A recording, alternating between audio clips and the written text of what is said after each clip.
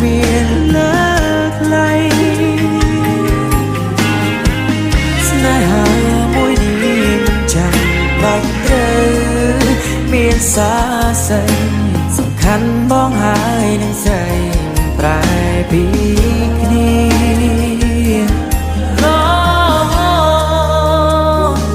យកបេងដូងមួយជំហៀងប្រគល់ជូននាងឲ្យមើលថែក្តីស្នេហ៍មួយនេះក្តីស្នេហ៍ដែលបងញ៉ាលើស្រី